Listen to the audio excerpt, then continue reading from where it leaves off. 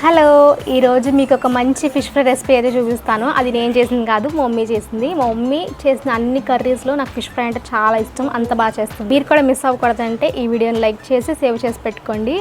మీరు fish fry try చేసినప్పుడు ఇలా ఒకసారి ట్రై చేసి చూడండి, మీకు చాలా బాగా నచ్చుతుంది. ఫస్ట్ ఫిష్ని ఉప్పు కారం పసుపు వేసి మ్యారినేట్ చేసి 1 అవర్ పక్కన పెట్టుకోవాలి. ఇంకా స్పైసెస్ అన్నీ తీసుకొని మంచిగా వేయించుకొని పక్కన పెట్టుకున్న తర్వాత ఆ 1 అవర్ తర్వాత ఫిష్లోకి ఉల్లిపాయ పేస్ట్, అల్లం వెల్లుల్లి, కొంచెం చికెన్ మసాలా, ధనియాల పొడి వేసుకొని ఇంకా స్ప్రింగ్ ఆనియన్స్ కూడా ఉంటాయి కదా, అవి కూడా వేసుకోవాలి.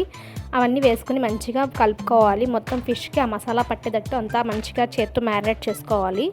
కొబ్బరికాయని పేస్ట్ చేసుకొని ఆ పేస్ట్ని కూడా అందులో వేసుకోవాలి. ఇంకా మనం ఫస్ట్ స్టార్టింగ్లో స్పైసెస్ వేయించుకున్నాం కదా, దాన్ని పౌడర్ చేసుకొని ఒక 2 స్పూన్స్ అయితే వేసుకోవాలి.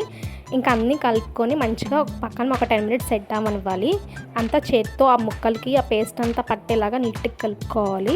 ఇంకా కొంచెం ఆయిల్ తీసుకొని ఒక 2 ఫిషెస్ కింద వేపుకోవాలి. అటు ఇటు వేపుకుంటే ఇలా ఎర్రగా బాగా మంచిగా ఫ్రై అవుతుంది. లోపల సాఫ్ట్గా బయట క్రిస్పీగా చాలా బాగుంటుంది. ఇలా వేయించుకున్నవన్నీ పక్కన పెట్టేసుకుని లాస్ట్కి మనకి ఈ ఫిషెస్ అన్ని వేపుకున్న తర్వాత మసాలా అయితే ఉంటుంది, అది అంతా మసాలా అంతా లాస్ట్ మిగిలిన ఆయిల్లో వేపుకోవాలి. బాగా వేపుకోవాలి, దగ్గరికి అయ్యేలాగా. కలర్ అయితే చేంజ్ అవుతుంది ఇలాగా. అప్పుడు స్ప్రింగ్ ఆనియన్స్ అండ్ కొత్తిమీర వేసుకొని కొంచెం సేపు కలుపుకున్న తర్వాత ఆ ఫిష్ పైన ఇలా సెట్ చేసేసుకోవడమే.